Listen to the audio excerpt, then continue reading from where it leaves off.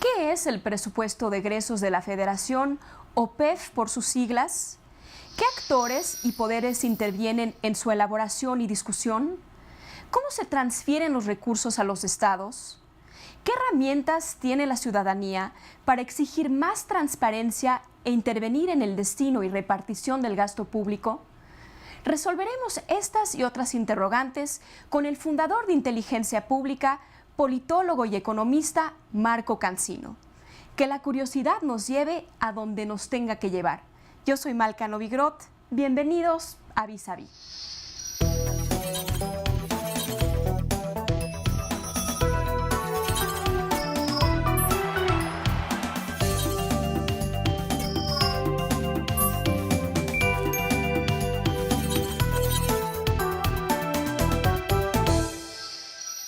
Buenas noches y gracias por acompañarnos de nuevo en Vis a Vis. El día de hoy vamos a estar hablando del presupuesto de egresos de la Federación con un gran amigo, Marco Cancino. Marco, bienvenido. Es un gusto tenerte. Gracias por la invitación, Malca. Marco, vamos a hablar primero de las bases del tema, que yo creo que es un tema muy complejo, entonces vale la pena establecerlo. ¿Qué es el presupuesto de egresos de la Federación, o el PEF, como lo llamamos, y su binomio, la ley de ingresos? De hecho, básicamente el presupuesto de egresos es donde se compila todo el gasto del Estado mexicano. Es no solamente el Poder Ejecutivo, el presidente de la República y sus dependencias a nivel federal, sino todos los poderes de la Unión, los órganos autónomos ahora, por ejemplo, como el INE, la Comisión Nacional de Derechos Humanos, y también el Poder Judicial, ¿no? Los tres poderes de la Unión, inclusive el Congreso. Pero también incluye el presupuesto de los otros niveles de gobierno, como son los estados y los municipios. Entonces, en conjunto, el presupuesto de egresos es el cúmulo de gasto público que año con año se tiene que aprobar por el Congreso de la Unión, por la Cámara de Diputados, del gasto público del país, de todo lo que es el gobierno y su funcionamiento del Estado mexicano en conjunto, ¿no? Y por el otro lado, la ley de ingresos, ¿qué es lo que fija? Que siempre van mancuernados. Exactamente, la ley de ingresos básicamente es todo este paquete de impuestos, miscelánea fiscal, con el cual se va a financiar el gasto público, desde los IVAs, desde el ISR, desde los impuestos a los automóviles nuevos, el impuesto especial a productos, o sea, toda la serie de impuestos federales o también locales que se centralizan a través de la ley de coordinación fiscal, como el IEPS, para poder financiar el gasto público. Explica qué es el IEPS para la gente. El IEPS es el impuesto especial a productos y servicios, que es básicamente sobre productos, sobre bienes y servicios que otorga el Estado o que se producen ciertos bienes a nivel local, por ejemplo, cervezas, tabaco, licores en los estados, o a gasolinas, que ese es el IEPS a gasolina, que parte del precio que pagamos en la gasolina por litro es este impuesto especial a productos. Ahora, es muy interesante el proceso de aprobación del presupuesto, que tanto escuchamos. Cuéntanos un poquito sobre él. Básicamente, a grosso modo, claro. Básicamente de mayo a junio, cada año, la Secretaría de Hacienda va recopilando todos los requerimientos de gasto de todos los entes públicos del Estado mexicano, tanto a nivel federal como a nivel local. A partir de ahí se hace un anteproyecto de presupuesto que más o menos lo deben de tener como a finales de julio, para que después de ahí se pueda someter junto con la ley de ingresos, el paquete fiscal, al Congreso de la Unión. Se entrega el 8, a más tardar el 8 de septiembre. O cuando sea año de elección presidencial, el 15 de noviembre. Exactamente. Eso es cuando exactamente. Entonces se tiene máximo al 15 de noviembre, cuando no hay cambio de gobierno, para aprobarse el presupuesto, o el 15 de diciembre, cuando hay un nuevo presidente. Exacto. Ese es el proceso. Ahora, el legislativo debe de analizar el presupuesto y puede hacer modificaciones tanto de montos como de partidas de gasto público, pero no tiene la atribución de ninguna manera de crear nuevos programas de gasto. Eso solamente es del Ejecutivo. Sí, es una función del Ejecutivo simplemente promover nuevos programas. Exactamente. Solo tienen que ver qué montos se le asignan a esos programas y la fluctuación de esos gastos. Es lo que hace. Ahora, es una atribución de la Cámara de Diputados. Solo de la Cámara de Diputados. ¿Por qué es eso?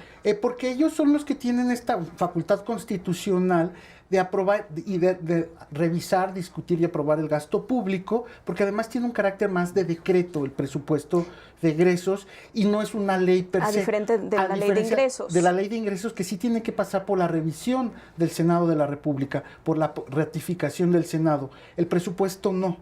Y el presupuesto básicamente es el reflejo de las prioridades del gasto que año con año tiene el Estado mexicano. Pero tú dijiste algo muy interesante, porque justamente en la asignación de los dineros es cuando vemos de verdad cuáles son las prioridades del Estado, a diferencia de la retórica política que escuchamos. Sí. O sea, programa sin dinero es un programa no efectivo, ¿no? De hecho, nosotros decimos siempre en inteligencia pública que promesa política no presupuestada es demagogia, ¿no? Y básicamente también el presupuesto refleja la capacidad de presión de ciertos grupos de interés alrededor del Congreso y alrededor del presupuesto. Hablemos de eso. Los grupos de interés, por ejemplo, ¿qué incidencia tienen en el presupuesto? Lo vemos el lobbying, ¿no? Y los intereses especiales. ¿Cómo se manifiestan en la elaboración de un presupuesto? Hay unos que puede ser a través de cabilderos en el Congreso. Grupos de interés de empresarios de iniciativa privada podrían estar empujando el gasto para ciertos programas presupuestarios que les pudiera beneficiar a su sector o inclusive a su propia empresa. Esa es una. La otra puede ser sectores tan grandes como el campesino.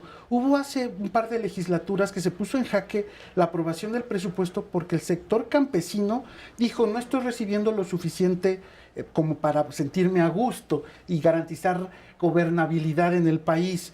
Y básicamente este año tenemos cerca de 550,000 millones de pesos, casi el 12% del total del presupuesto, destinado a un sector que tiene gran capacidad de presión política, como es el campesino. Le sigue, por ejemplo, el sector magisterial. Son casi 480,000 millones de pesos que este año se gasta en dinero para los maestros. Lo cual me lleva a un tema muy interesante con respecto al presupuesto. En algún momento se dijo que ese dinero se iba a eficientar y que se iba a ver cómo se gastaba cada uno de los pesos que se invertía en presupuesto. Pero lo que estoy escuchando de lo que estás diciendo es que en realidad parte del presupuesto está destinado sin ver verdaderamente la eficiencia del sector. Es mucho más como para pacificar un sector, ¿es lo que estás diciendo? En muchas ocasiones sí sucede eso. El gasto básicamente es inercial. ¿Qué quiere decir? Que es año con año se gasta lo del año anterior, más un poquito más que se puede generar ahí por la inflación, etcétera. Salvo estos años que ha habido recortes importantes porque han caído los ingresos del gobierno mexicano y pues básicamente no queda otra más que apretarnos el cinturón. Pero el punto aquí importante no es qué tantos recursos son los que se están gastando y si son más o menos, sino es la calidad del gasto. Y es ahí donde toda la sociedad civil, medios de comunicación, expertos, académicos, debemos de incidir mucho más. Es no nada más preocuparnos por los montos históricos del gasto, sino también la calidad de ese gasto. Un ejemplo muy concreto: México es el país de la OCDE, de los países más ricos del mundo, que más gasta en educación por alumno. Y es el último lugar en desempeño en la prueba PISA.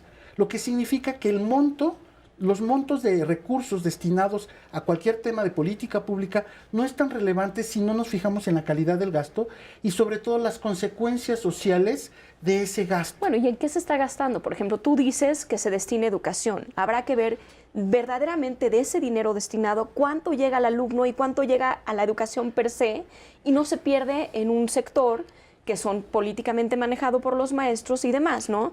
Pero creo que nos estamos desviando un poquito. Ahora, el punto aquí fino es, tú tienes el gasto que se tiene que eficientar, pero cuando hablamos de eficientar el gasto, si 85% del presupuesto está asignado, ¿de qué estamos hablando verdaderamente? Pues básicamente también es buscar objetivos y metas muy concretas y a partir de buscar esos objetivos y esas metas poder asignar el gasto de mejor manera, orientado mucho más a resultados. No es nada sencillo. De hecho, el año pasado se empezó a plantear un presupuesto base cero que significaría un borrón y cuenta nueva, empezar a fijar estos objetivos en los distintos temas prioritarios del país y a partir de ahí empezar a decir quién lo va a gastar, para qué lo va a gastar, cuándo se necesita, de qué recursos, cuáles son las metas concretas que quiere perseguir, en qué plazo, a qué población objetivo.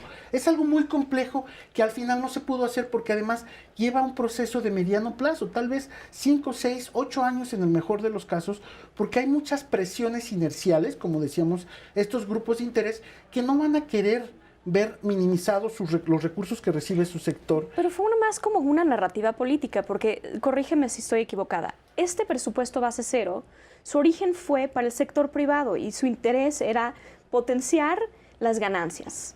Y potenciar las ganancias regresamos al punto que estábamos hablando antes, en un presupuesto que tienes el 85% ya asignado y otro tanto constitucionalmente.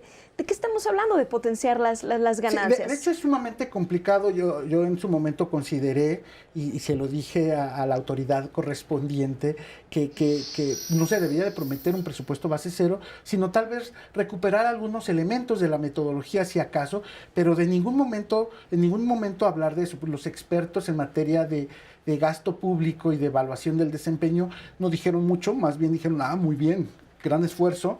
Y sí, algunos fuimos muy críticos diciendo, están ustedes diciendo algo que es muy complicado, comprometiéndose a algo que es muy complicado cumplir. Mejor empecemos a hacer un proceso de transición paulatino a ese tipo de presupuesto, sí orientado a resultados. Sobre todo empezar a ver cómo hacemos para aumentar la calidad del gasto y decir, ok, hay gasto corriente y gasto de inversión. No todo el gasto corriente es malo, ni todo el gasto de inversión es bueno. Tenemos la estela de luz que costó más de 1,000 millones de pesos, que no sirve absolutamente de nada. Pero también tenemos gasto corriente, que es bueno, que está orientado al pago de médicos, etcétera. ¿Por qué no nos especificas qué es gasto corriente y gasto de inversión para los que no...? El gasto corriente básicamente tiene que ver sobre el gasto operativo en la administración pública, e incluye sueldos, salarios, combustibles, telecomunicaciones, todo lo que se necesita para llevar a cabo la función pública. Y por el otro lado, infraestructura son edificios, fierros, el hardware, por decirlo así, es el gasto de inversión. Pero hay gasto de inversión que no te lleva a nada, como ya dijimos, la estela de luz, que no te sirve de nada. ¿Cómo no, Marco? Bueno, podríamos recordar nuestro bicentenario de la independencia con una manera muy luminosa, pero realmente no tiene una utilidad social real, ¿no? Marco, tenemos que hacer un pequeño corte y ahorita regresamos. Amigos, regresamos a Vis a Vis, estamos hablando del presupuesto con Marco Cancino.